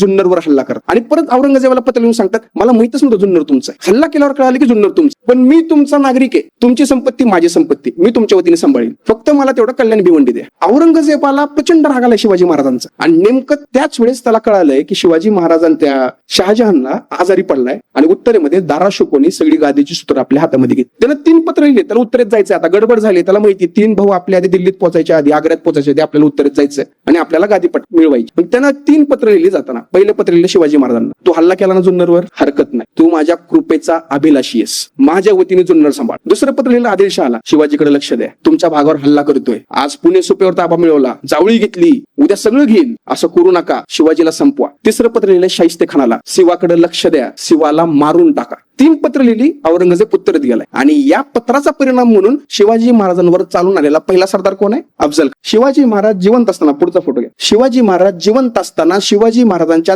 दरबारामध्ये असणारा एक व्यक्ती, त्याचं नाव आहे परमानंद, त्यानं लिहिलेलं शिवभारत नावाचं काव्य. शिवाजी महाराजांच्या आदेशाने मी या शिवभारताची निर्मिती करतोय असं या परमानंदाने सांगितलं आणि प्रतापगडच्या युद्धामध्ये हा परमानंद प्रतापगडावर होता. त्यानं ती सगळी पत्र वाचलेली शिवाजी महाराजांना आधी अफजल खानाने लिहिलेली, अफजल खानाने शिवाजी महाराजांना लिहिलेली. त्या पत्रातलं एक पत्र आहे, त्याचा उल्लेख करताना हा परमानंद काय लिहितोय मराठीमध्ये खाली, हा जो 18वा अध्याय आहे शिवभारताचा त्याच्यातला हा श्लोक क्रमांक 61, 62, 63, तुम्ही तो जर वाचला तर तुम्हाला कळून जाईल की अफजल खान काय म्हणतोय शिवाजी महाराजांना की सिंहगड आणि लोहगड हे मोठे आणि प्रबळ किल्ले आणि पुरंदर आणि चाकण, नीरा आणि भीमा याच्या मधला प्रदेश तू कुणाला दे? महाबलाढ्य अशा दिल्लीच्या बादशहाला दे. हे अफजल खान लिहितोय आणि त्याच्या खालच्या ओळीत काय लिहितोय की आणि जी जावळी तुम्ही चंद्रराजापासून जिंकली ती जावळी सुद्धा तू आदिलशहाला दे. हे अफजल खान लिहितोय. कशामुळे लिहितोय? औरंगजेबाने पत्र लिहिलंय आदिलशहाला, शिवाजीला संपवा. कसं संपवायचं? नीरा आणि भीमा, तुम्हाला कदाचित भौगोलिक रचना जर डोळ्यासमोर आणली महाराष्ट्राची तर भीमा नदी पुण्याच्या उत्तरेतून वाहते, नीरा नदी पुण्याच्या दक्षिणेतून वाहते. भीमा आणि नीरा याच्या मधल्या प्रदेशात काय येतंय? पुणे, सुपे, चाकण, इंदापूर, बारामती, महाराजांचं कोरलँड, महाराजांची जहागीर. आणि त्याच्या खालच्या ओळीत काय म्हणतोय तो मराठीत? जी जावळी तुम्ही चंद्ररावाकडून जिंकली ती जावळी सुद्धा तुम्ही कुणाला द्यायची आहे? आदिलशहाला. म्हणजे महाराजांकडे काय राहिलं? काहीच नाही. हे कोण मेख मारलेली आहे? औरंगजेबाने. आणि ही मागणी कोण करतंय? अफजल खान. आपण अफजल खानाचा इतिहास आजपर्यंत जो ऐकलाय त्याच्यामध्ये ह्याच्याविषयी कुणी बोललाय का आजपर्यंत? आणि हे शिवाजी महाराजांच्या आज्ञेने निर्माण करण्यात आलेल्या शिवभारतामधला श्लोक 18वा अध्याय श्लोक क्रमांक 61 ते 63, हे सगळं जमिनीचं राजकारण आहे. हे जमिनीसाठी चाललंय आणि हे फक्त शिवाजी महाराज आणि अफजल खान यांच्या मधले आहे का? नाही. अफजल खानाला मारलं शिवाजी महाराजांनी आणि अफजल खानाला मारलं त्याच वर्षी औरंगजेबानं दारा शुकोला मारलं. आता परत इथं तेच होतंय, सेम परिस्थिती आहे दोघांच्या आयुष्यामध्ये, सेम घटना आहे, एकाच वर्षी घडलेली. ऑगस्ट मध्ये औरंगजेबाने दारा शुकोला मारलं 1659 ला. 10 नोव्हेंबर 1659 ला शिवाजी महाराजांनी अफजल खानाला मारलं. पण दोघांच्या वर्तनातला फरक बघा की आपण शिवाजी महाराज म्हणजे आपल्या नांदेडचे नरहर कुरुंदकर श्रीमान योगीच्या प्रस्तावनेमध्ये काय लिहितात की मी शिवाजीला छोटा मानायला तयार, मी शिवाजीला लहान मानायला तयार. पण शिवाजीला लहान मानण्यासाठी शिवाजीपेक्षा मोठं कोण आहे ह्याचा शोध ज्यावेळेस मी इतिहासामध्ये घेतो त्यावेळेस मला शिवाजीपेक्षा मोठं कोण दिसत नाही. त्याच्यामुळे मला शिवाजीपेक्षा मोठं दुसरं कोणीतरी आहे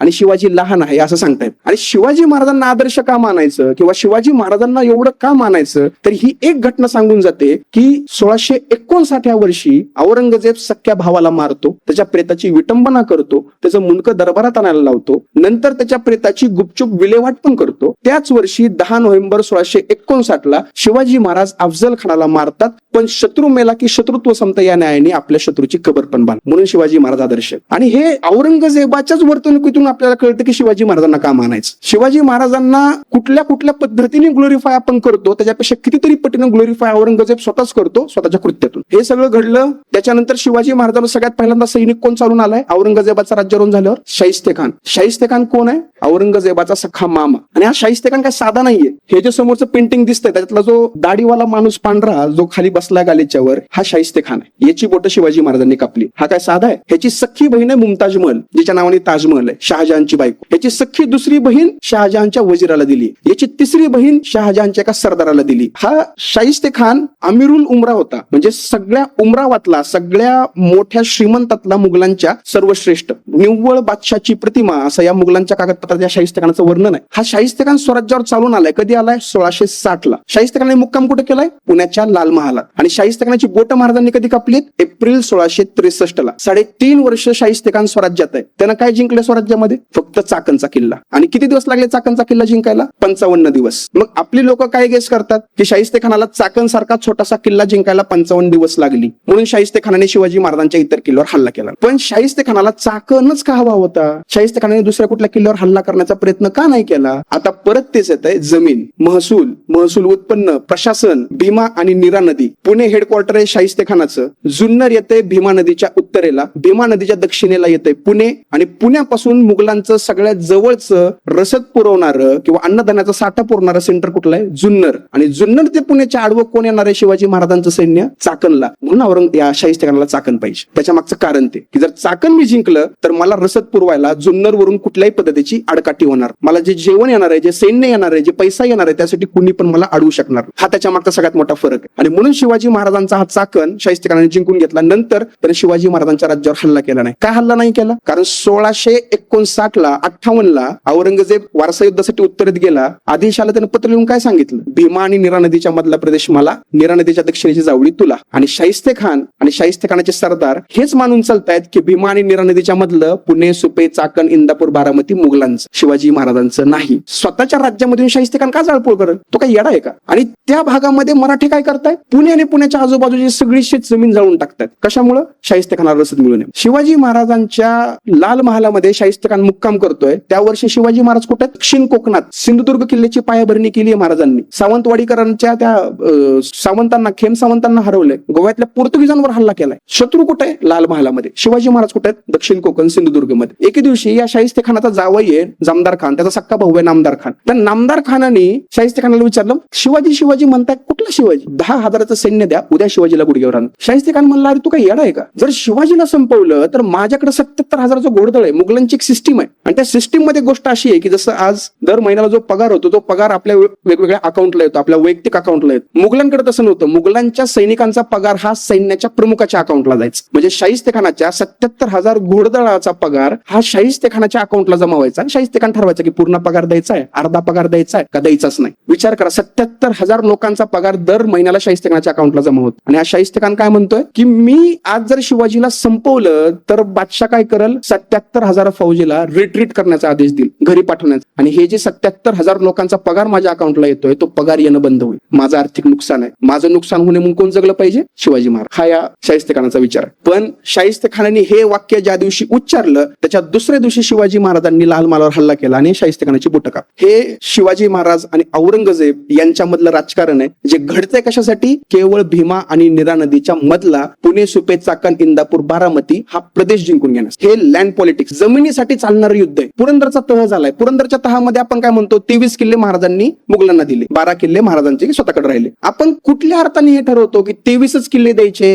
हेच 23 किल्ले द्यायचे, हेच 12 किल्ले द्यायचे? याचा आपण कधी विचार केलाय का की महाराजांनी हेच 23 किल्ले का दिले? त्याच्या मागे कारण हे की हे 23 किल्ले तेच 23 किल्ले जे 1658 औरंगजेब स्वतःच्या नावावर करून गेला असा गैरसमज करून घेतो. आणि उरलेले 12 किल्ले हे महाराजांच्या राज्यातले जे महाराजांकडेच होते. आणि असा हा 23-12चा फरक. आणि त्याच्यानंतर तो पुरंदरचा तह झाला. पुढचा फोटो घ्या. शिवाजी महाराजांची आग्रा भेट झाली. आग्र्याहून सुटका झाली, महाराज आग्र्याहून परत आले आणि महाराज जिवंत असताना जगातलं सगळ्यात पहिलं न्यूजपेपर जे मानलं जातं लंडन गॅझेट, हे जे समोर तुम्हाला दिसतंय हे जगात छापल्या जाणारं सगळ्यात पहिलं न्यूजपेपर आहे. याचं नाव आहे लंडन गॅझेट. आणि या लंडन गॅझेटच्या पहिल्या पानावर एक बातमी छापून आलेली, शिवाजी महाराजांनी 1671 मध्ये सुरतेवर दुसऱ्यांदा स्वारी केली आणि ती स्वारी कशा पद्धतीने घडली ही गोष्ट सांगणारी हे शिवाजी महाराज जिवंत असताना छापलेली सगळ्यात पहिली बातमी. हे आहे लंडन गॅझेट न्यूजपेपर. आणि या लंडन गॅझेट न्यूजपेपरच्या बरोबर 5व्या ओळीमध्ये असं लिहिलेलं आहे, they have there Shivaji the rebel who defeated Mughal in several battle and remain almost master of that country. म्हणजे या न्यूजपेपर मध्ये काय लिहिलेलं आहे की शिवाजी एक रिबेल म्हणजे एक बंडखोर ज्यानं मुघलांच्या अनेक सरदारांवर हल्ले केलेत आणि त्यांना हरवलंय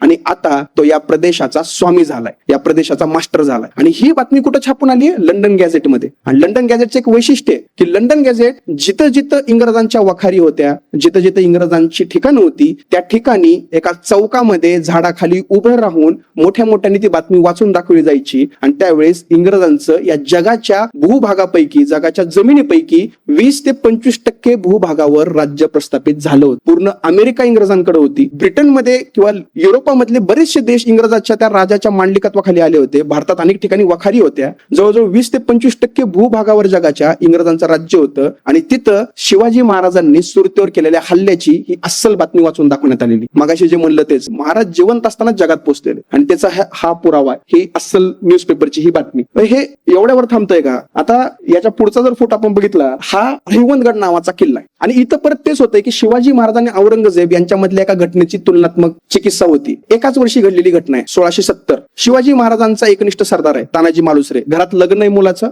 लग्न सोडून 4 फेब्रुवारी 1670 अवघ्या 1200 लोकांसहित सिंहगड किल्ल्यावर हल्ला केलाय. सिंहगड किल्ल्यावर आपला जीव दिलाय आणि किल्ला जिंकून घेतलाय. आणि त्याच वर्षी नाशिकला चांदवड जवळ एक किल्ला आहे, त्याचं नाव आहे अहिवंतगड. आणि या अहिवंतगडाला खूप एक इंटरेस्टिंग आणि चमत्कारिक गोष्ट घडली. महाबत खान नावाचा एक सरदार आहे आणि त्याच्या हाताखाली दाऊद खान कुरेशी नावाचा दुसरा दुय्यम दर्जाचा सेनापती. इथं तो अधिकाऱ्यांचा सैनिकी अधिकाऱ्यांचा प्रोटोकॉल लागला. आणि या महाबत खानाने या अहिवंतगडाला वेढा घातला. हा किल्ला जवळजवळ 2.5 वर्ष झालं तरी मुघलांना जिंकता येत नव्हतं. मग एके दिवशी या महाबत खानाने एका मांत्रिकाला बोलवलं. हे मुघलांच्या कागदपत्रामध्ये लिहिलेला किस्सा. या महाबत खानाने एके दिवशी एका मांत्रिकाला बोलवलं आणि त्या मांत्रिकाला सांगितलं की मला हा किल्ला जिंकता येत नाहीये, मला काहीतरी उपाय कर. त्या मांत्रिकाने अहिवंतगडासारखा एक्झॅक्ट साखरेचा किल्ला तयार, एक्झॅक्ट अहिवंतगडासारखा या किल्ल्यासारखा. आणि त्या साखरेचा किल्ला तयार करून त्या किल्ल्यामध्ये एक मुंगळा सोडला. आता या किल्ल्याला मोर्चे लावलेले असतात. मोर्चे म्हणजे काय की किल्ल्याच्या वेगवेगळ्या भागामध्ये वेगवेगळे सैनिक आपलं ठिकाण ठाण मांडून उभे असतात आणि ती जागा ते सांभाळत असतात की जर किल्ल्यावरून कुठला शत्रू निसटून जात असेल तर आपल्या वेड्यातून निसटला नाही पाहिजे. जसं शिवाजी महाराजांना पन्हाळगडच्या वेड्यात सिद्धीजोरने अडकवलं, तसं या अहिवंतगडाच्या उत्तरेकडचा हा जो बुरुज आहे या बुरुजाच्या एक्झॅक्ट खाली दाऊद खान कुरेशी नावाच्या एका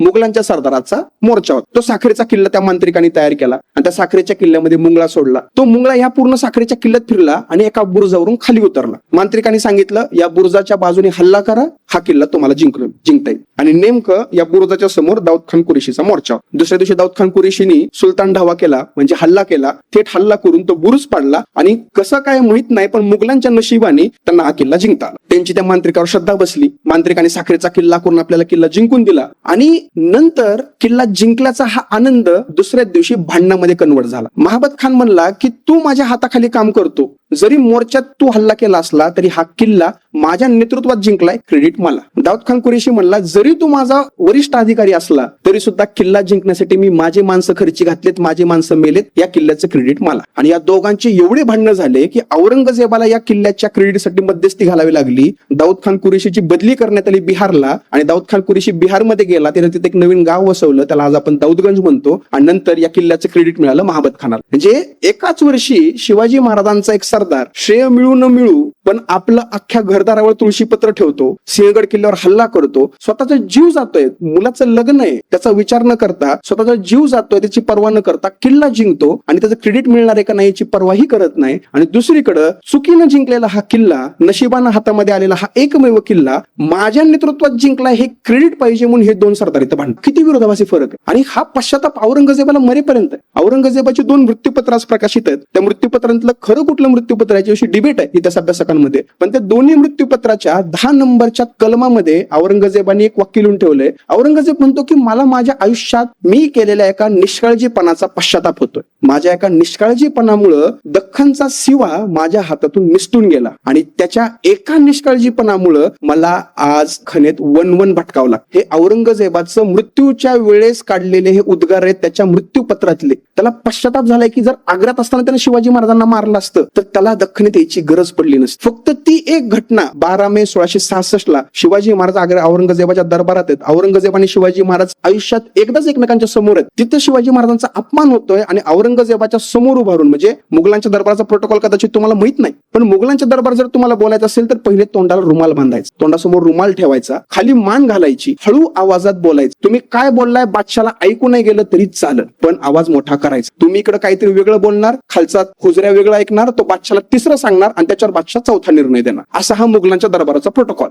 त्या मुघलांच्या बादशाचं सिंहासनाच्या समोर 20 फुटाचा गालिचा, त्या गालिच्यावर मुघलांचा बादशाह, मुघलांचे राजपुत्र आणि मुघलांचा वजीर यांच्या व्यतिरिक्त जर चौथ्या कोणी पाय ठेवला तर जागेवर त्याला मारून टाकण्यात यायचं. औरंगजेबाचा दूध भाऊ आहे बहादूर खान कोकलताश. बहादूरगड नावाचा किल्ला आहे जिथे संभाजी महाराजांना अटक करून नेण्यात आलं. धर्मवीरगड आपण त्याला आता म्हणतोय. त्या बहादूर खान कोकलताशनं चुकून बोलताना त्याच्या पायाचं टोक त्या गालिच्याला लागली. त्याला औरंगजेबाने खडे बोल सुनालेत की कदाचित तू म्हातारा झालायस, तुझे डोळे काम करत नाहीयेत, तू माझा दूध भाऊ नसता तर तुझ्या या कृत्याची शिक्षा द्यायला माझ्या नंग्या समशिरीत खडे आहेत. आणि त्या मुघलांच्या दरबारात जिथं मान वर करून बघायची सुद्धा परमिशन नाही, तिथं शिवाजी महाराज औरंगजेबाच्या समोर उभा आहेत. औरंगजेबाच्या समोर त्यांचा अपमान झाला म्हणून ते मोठ्याने रामसिंगला उद्देशून म्हणतायत, मिर्झा जयसिंगच्या पोराला, की रामसिंग तुम देखा, तुम्हारा बाप देखा, तुम्हारा बादशाह देखा, मैं कैसा आदमी हूं, तुम गौर करके खड़ा करो, चाहे मेरा सिर काट के ले चले की मैं पाचशा की जी उजरी नाही करू. हे वाक्य उच्चारलंय, औरंगजेबाचा अपमान केलाय, बाबर पासून औरंगजेबापर्यंत चालत आलेल्या मुघलांच्या वैभवशाली परंपरेचा अपमान केलाय. जिवंत राहिलेत. तिथून पुढे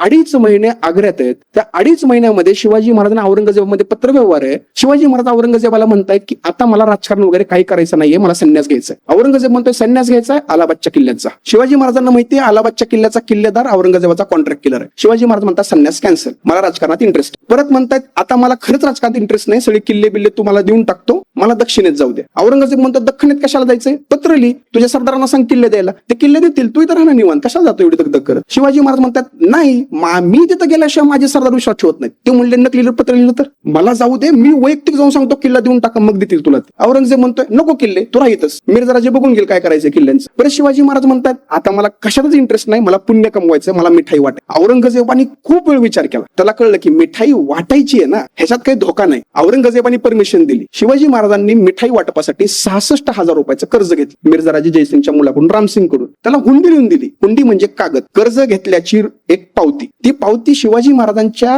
नावाने लिहिलेली हुंडी कागद रामसिंग कडे गेला. रामसिंग कडून तो कागद दक्षिणेत असणाऱ्या महाराष्ट्रात असणाऱ्या मिर्झा राजे जयसिंग कडे पोहोचला. मिर्झा राजे जयसिंग कडून तो कागद जिजाऊ महासाहेबांकडे गेला आणि जिजाऊ महासाहेबांनी आग्र्यात शिवाजी महाराजांनी घेतलेलं 66,000 रुपयाचं कर्ज फेडलं. ते इतिहासातलं एक वाक्य बघा की हे राज्य व्हावं ही तर श्रींची इच्छा होती का नाही माहित नाही, पण हे राज्य व्हावं एका स्त्रीची इच्छा होती, त्या म्हणजे जिजाऊ महासाहेब. महाराजांच्या पश्चात स्वराज्याचं पूर्ण प्रशासन सांभाळणार जर कोण असेल तर त्या जिजाऊ महासाहेब. हे शिवाजी महाराजांनी तिकडं, आता मध्यंतरी बराच तो वाद झाला की शिवाजी महाराज लाच देऊन वगैरे निसटले, याचे कुठलेही समकालीन पुरावे नाहीयेत. आजचा तो विषय नाही म्हणून मी तुम्हाला त्या काळातले अस्सल पत्र असलेले उल्लेख दाखवायला आणले नाहीत. शिवाजी महाराज पेटाऱ्यात बसून निसटले, पेटाऱ्या सोबत निसटले, वेषांतर करून निसटले, कसे निसटले माहित नाही, पण शिवाजी महाराज स्वतःच्या बुद्धिमत्तेवर, स्वतःच्या ताकदीवर आणि स्वतःच्या चातुर्यावर औरंगजेबाच्या कैदेतून निसट, एवढं मात्र फिक्स आहे. शिवाजी महाराज त्या आग्र्यातून जर निसटले नसते तर मला या दख्खने 27 वर्ष फिरायची वेळ आली नसती. हे औरंगजेबाचं पश्चातापाचं वाक्य. आणि औरंगजेब एवढा म्हणजे एक इतिहास अभ्यासकाने असं बोलणं चुकीचं आहे, पण त्याच्या एवढं चिवट मात्र मी इतिहासात बघितलेलं नाही. औरंगजेबाचा मुलगा अकबर संभाजी महाराजांच्या आश्रयाला दख्खनेत आलेला आहे. तो अकबर औरंगजेबाला भिवून संभाजी महाराजांसारखा माणूस सोबत असताना, संभाजी महाराजांसारखा दिलदार दोस्त सोबत असताना महाराष्ट्र सोडून इराणला पळून गेला. आणि औरंगजेबाला कळालं की त्याचा मुलगा रोज 5 टाइम नमाज पडतो, ईश्वर भक्तीसाठी नाही, बाप लवकर मारावं म्हणून. ही गोष्ट औरंगजेबाला ज्यावेळेस कळाली त्यावेळेस औरंगजेब म्हणला की बघू पहिल्यांदा कोण मरतोय, तो मरतोय का मी मरतो. झालं तसंच 1706 ला अकबर मेला आणि 1707 ला औरंगजेब औरंगजेब. पहिले पोरग मेलं मग हा मेला. औरंगजेब ज्यावेळेस मेला त्यावेळेस औरंगजेबाच्या पंतूचं लग्न झालं होतं. विचार करा, 27 पंतू होते औरंगजेबाला, 2 खापर पंतू होते. केवढी मोठी फॅमिली होती औरंगजेबाची. गादीने सोडली शेवट. त्याला पश्चाताप होता की शिवाजी सारखा, संभाजी सारखा किंवा त्यांच्या सोबत लढणाऱ्या एकाही मावळ्यासारखा एकही सरदार माझ्यासोबत नाही. आणि त्याच्या मृत्यूपत्रात ह्या गोष्टी बऱ्याच ठिकाणी लिहून ठेवलेलं. आणि या शिवाजी महाराजांकडे असणारे हे तानाजी मालुसरे, यसाजी कंक, सूर्यराव काकडे, की ज्यांच्या पूर्वजांच्या इतिहासाविषयी तसा कसलाही उल्लेख नाहीये, अशी साधी मावळातली शेतकऱ्याची पोरं महाराजांच्या खांद्याला खांदा देऊन उभं राहिली. आणि म्हणून शिवाजी महाराजांचं स्वराज्य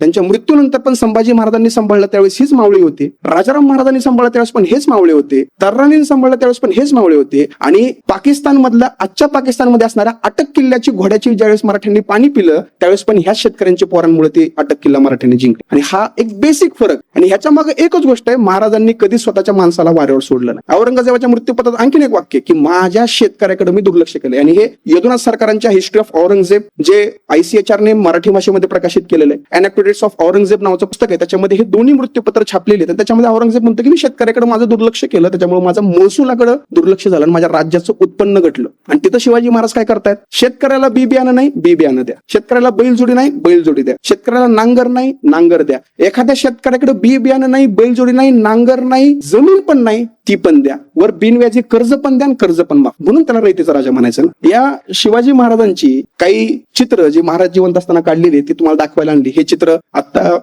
माननीय जिल्हाधिकारी साहेबांनी जे पुस्तक मला भेट दिलं बालभारतीचं, त्या पुस्तकाच्या कव्हरवर हे चित्र छापलंय. हे ब्रिटिश म्युझियम मधलं लंडनला असणारं हे चित्र आहे. त्या चित्राच्या डाव्या कोपऱ्यामध्ये डच भाषेमध्ये एका डच व्यक्तीने काढलेलं चित्र. याच्यामध्ये पण तुम्ही तेच बघा, सेम फीचर आहे. डोक्यावर ते गमच्या बांधल्याप्रमाणे असणारं जिरेटोप, मोत्याचा तुरा किंवा मोठे डोळे, हनवटीकडे टोकदार निमुळती होत गेलेली दाढी, सगळे सेम फीचर्स आहेत. तुम्हाला ते दिसतील. चेहऱ्यावर मंदस्मित आहे थोडंसं. हाय. आणि हे सगळे चित्र बघताना आहे ना, या चित्रांमध्ये शिवाजी महाराजांच्या हातामध्ये तलवार आणि पट्टा आहे. त्यातली जी तलवार आहे ना, त्या तलवारीची उंची बघा. सगळ्या चित्रातली तलवारीची उंची बघायची की तलवारीचं टोक कुठपर्यंत येतं, त्याची एक मजा आहे. हे ब्रिटिश म्युझियम मध्ये असणारं चित्र आहे. आणि चित्राच्या डाव्या कोपऱ्यामध्ये डच भाषेत एक वाक्य लिहिलेलं आहे, शिवाजी जेवेझेन मराठाईज वर्स, म्हणजे Shivaji general of Maratha forces. Shivaji मराठ्यांच्या सेनेचं नेतृत्व करणारा व्यक्ती किंवा राजा, असं डच भाषेमध्ये लिहिलंय. त्याच्यामुळे हे शिवाजी महाराजांचं अस्सल चित्र आहे हे आपल्याला कळतं. याच्या पुढचा जो फोटो आहे, हे चित्र जे आहे काढलेलं, हे राईस म्युझियमला चित्र आहे, जे तुम्हाला सगळ्यात पहिल्यांदा सांगितलं बघा. एम्स्टरडॅमचा महापौर 14 वेळेस झालेला निकोलस विटसेन, त्या महापौराच्या पर्सनल कलेक्शन मधलं 1720 ला तो महापौर मेला आहे. आणि त्याच्या कलेक्शन मध्ये असणाऱ्या शिवाजी महाराजांच्या चित्रांचा लिलाव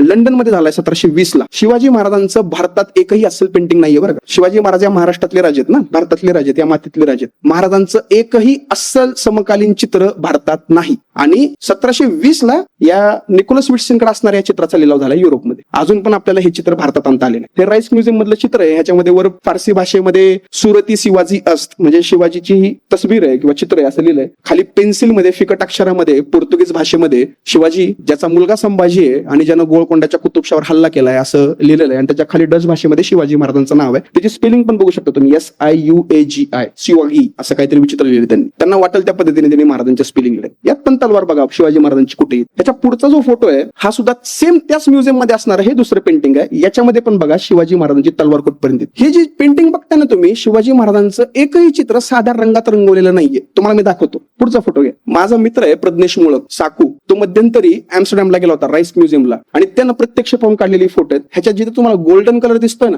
तो गोल्डन कलर नाहीये. सोनं वितळवून त्याच्या रंगापासून शिवाजी महाराजांचं चित्र रंगवण्यात. जिथं जिथं शिवाजी महाराजांचं तुम्हाला चित्रात पिवळा रंग दिसेल, तो प्रत्येक पिवळा रंग सोनं म्हणून वापरला. या पेंटिंग मध्ये पण तुम्ही बघू शकता. सगळीकडे जिथं जिथं पिवळा रंग आहे ना, तिथे त्यांनी पिवळा रंग नाही वापरला, तिथे त्यांनी सोनं वापरलंय. महाराजांच्या प्रत्येक चित्रामध्ये सोनं वापरलं. इथं परत तोच रेफरन्स होतो हर्बर्ट डियागर. तो शिवाजी महाराजांचं वर्णन करताना काय सांगतो, सोन्याच्या तारांनी तयार केलेल्या कपड्यात राहणारा राजा. चित्रामध्ये पण दिसतं आपल्याला. हे दोन्ही राईस म्युझियम मधले पेंटिंग आहेत. दोन्ही पेंटिंग मधले तलवारीची पोझिशन बघा. पुढचा पॅरिस मध्ये गिमे म्युझियम नावाचे म्युझियम आहे. हे शिवाजी महाराजांच्या हयातीत काढलेलं एकमेव पेंटिंग आहे ज्यात शिवाजी महाराजांचा 2/3 चेहरा आपल्याला दिसतो. फक्त त्यांचा डाव्या बाजूचा कान आपल्याला दिसत नाही, बाकी पूर्ण चेहरा दिसतो. म्हणजे शिवाजी महाराज समोरून कसे दिसायचे याचा पण आपल्याला अंदाज येतो की त्यांचा चेहरा नक्की कसा होता. याही चित्रामध्ये जर तुम्ही नीट बघितलं तर शिवाजी महाराजांच्या अंगावर जी पाना फुलांची नक्षी असलेला अंगरखा आहे ना, तो रिपीट होतो. सेम अंगरखा आहे, अंगरखा पण वेगळा नाहीये. पुढचा फोटो. आणि हे दोन्ही चित्र जे आहेत, हे दोन्ही चित्र पॅरिसमध्येच आहेत. स्मिथ लेसॉफ नावाचे खूप मोठे कलेक्टर आहेत, जगातले सगळ्यात मोठे कलेक्टर. त्या कलेक्टरच्या पर्सनल कलेक्शन मध्ये असणारी दोन्ही चित्र आहेत आणि या दोन्ही चित्रांमध्ये आपल्याला महाराजांच्या तलवारींची पोझिशन, त्याची उंची कळून येते. आणि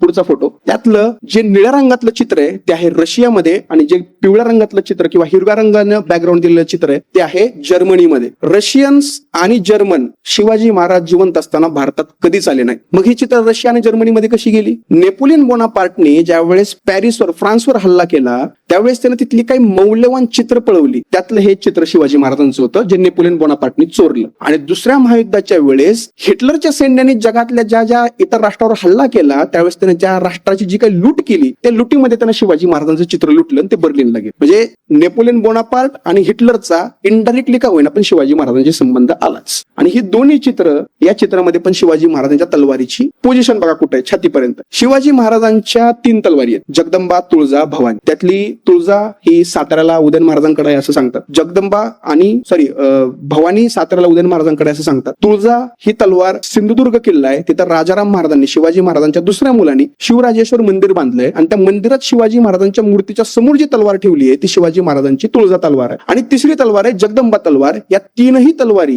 त्यातल्या जगदंबा तलवारीचे अस्सल फोटोज, अस्सल मेजरमेंट्स माझ्याकडे ब्रिटिश म्युझियमनी मेल केलेले. साताऱ्याची भवानी तलवारीची जी काही मोजमाप आहे, जी छत्रपती प्रतापसिंह छत्रपतींच्या कारकिर्दीमध्ये प्रकाशित झालेली आहेत, जेम्स डग्लसनी केलेली आहेत. आणि तुळजा तलवारीची जी मोजमाप सिंधुदुर्ग किल्ल्यामध्ये आहे ती तलवार मी स्वतः हातामध्ये घेऊन मोजून बघितली आहे. तीनही तलवारीची उंची भरते जवळजवळ 118 ते 121 सेंटीमीटर. त्याला फक्त तुम्ही फुटात कन्वर्ट करा, ती जाते जवळजवळ 4 फुटापर्यंत. जर शिवाजी महाराजांच्या सगळ्या चित्रामध्ये तलवार जर त्यांच्या छातीपर्यंत येत असेल आणि जर त्या तलवारीची उंची ही जवळजवळ 4 फुटापर्यंत असेल तर छातीपासून डोक्यापर्यंतचा भाग किती फूट असेल? साधारण 1.25 फूट. याच्यावरून शिवाजी महाराजांची उंची किती होती हे सुद्धा आपल्याला समजतं. म्हणजे एक चित्र आपल्याला काय काय सांगतं? दिसायचे कसे, कपडे कसे घालायचे, त्यांच्या अंगावरच्या कपड्यावरची नक्षी कशी होती, शस्त्र कसे होते, त्यांच्या चेहऱ्याचे एक्सप्रेशन्स कसे होते, एवढंच नाही तर त्यांची उंची केवढी होती. अशा कितीतरी गोष्टी आहेत की जे फक्त हे चित्र आपल्याला सांगतात. आणि ही सगळी चित्र शिवाजी महाराज जिवंत असताना काढलेली चित्र, अस्सल चित्र आहेत, महाराजांच्या हयातीत काढलेली. आणि हे सगळं ज्यावेळेस आपण बघतो ना, म्हणजे मी तुम्हाला आज जे काही सांगितलंय हे शिवाजी महाराजांच्या आयुष्यात घडलेल्या केवळ 10% घटना आहे. इंग्लिश रेकॉर्ड्स ऑन शिवाजी नावाचं एक पुस्तक आहे, 1,500 पानांचं पुस्तक आहे. आणि ते पुस्तक कशाचं आहे? इंग्रजांनी शिवाजी महाराजांचा उल्लेख केलेल्या पत्रांवर. शिवाजी हे नाव ज्या पत्रात आलंय फक्त ती पत्र छापली, 1,500 पानाचं पुस्तक झालंय ते A4 साईजचं. इंग्लिश रेकॉर्ड्स ऑन शिवाजी एवढं शिवाजी महाराजांविषयी लिहून ठेवलंय. आपण इमॅजिन पण नाही करू शकत. भारतातला पहिला छापखाना सुरू करण्याचा प्रयत्न शिवाजी महाराजांनी केला हे इंग्रजांनी लिहून ठेवले. रायगडावर लिहिता मंडप नावाचं एक स्वतंत्र डिपार्टमेंट शिवाजी महाराजांनी काढलेले हे इंग्रजांनी लिहून ठेवले. हे फॉरेन बायोग्राफर्स जे आहेत शिवाजी महाराजांचे, हे जे परकीय लोक आहेत यांच्या सोबत मुघलांनी सुद्धा शिवाजी महाराजांविषयी भरपूर काही लिहून ठेवलेलं आहे. मराठी साधनांमध्ये सभासद बकर असेल, मल्हाररामराव चिटणीसची बकर असेल, शिवकाव्य असेल, संकर्षण सकक कळेचं किंवा शिवभारत असेल, अशा कितीतरी गोष्टी आहेत की ज्या प्रत्यक्ष शिवाजी महाराज हयात असताना किंवा त्यांच्या निधनानंतर सगळ्यांनी लिहून ठेवलेल्या आहेत. आणि ज्यावेळेस आपण सगळं वाचतो, सगळ्याचा अंदाज घेतो, सगळ्यांचा मागोवा घेतो, त्यास आपल्याला कळतं की शिवाजी महाराजांना आदर्श का मानायचं हे त्याच्या मागचं कारण. आणि आज या शिवचरित्रातल्या काही अपरिचित आणि कधीच तुम्ही ना ऐकलेल्या अशा काही गोष्टी मला इथे सांगायच्या होत्या. आणि त्या या आजच्या या मंचावरून माननीय जिल्हाधिकारी साहेब आणि जिल्हा प्रशासनाने घेतलेल्या पुढाकारांनी हा जो काही महोत्सव आहे याच्या माध्यमातून मला तुमच्यासमोर मांडता आलं, ही खरं तर माझ्यासाठी फार आनंदाची गोष्ट. आणि त्यातल्या त्यात नांदेडमध्ये, म्हणजे हे माझा आजोळ आहे, माझे आजोबा राहतात नांदेडला आणि त्यांच्यामुळे मी हे सगळं काही वाचायला वगैरे शिकलो. मला पहिल्यांदा शिवाजी महाराज वाचायला देणारे ते, यशवंतराव होळकर वाचायला देणारे ते, सगळं त्यांच्यामुळे शिकलेलो आहे. त्याच्यामुळे त्याच गावामध्ये येऊन मला हे सगळं बोलता येतं ह्यासारखा दुसरा कुठला आनंद नव्हता. त्यामुळे सरांनी ज्यावेळेस फोन केला त्यावेळेस मला पण ते राहवलं नाही, ते एक माझ्यासाठी टेम्पटेशन होतं. आणि ही अतिशय एक उत्कृष्ट संधी मला इथं नांदेड समोर व्यक्त व्हायला मिळाली. आणि मी तुम्हाला आज शब्द देतो की पुढच्या 2 ते 3 महिन्यामध्ये मी शिवाजी महाराजांच्याच इतिहासावरचा एक अपरिचित पैलू घेऊन परत एकदा तुम्हाला भेटायला येईनच. पण तरी आज या कार्यक्रमाच्या माध्यमातून मला इथं तुमच्या समोर हा सगळा इतिहास सांगण्याची जी काही संधी मिळाली त्यासाठी महाराष्ट्र शासन आणि माननीय जिल्हाधिकारी साहेब व जिल्हा प्रशासनाचे मी मनपूर्वक आभार मानतो. आणि अतिशय शांतपणे तुम्ही माझं हे पूर्ण व्याख्यान किंवा जे काही तुम्ही म्हणाल ते सगळं काही शांतपणे ऐकून घेतलं त्याबद्दल मी तुम्हा सर्वांचे पण आभार मानतो. धन्यवाद.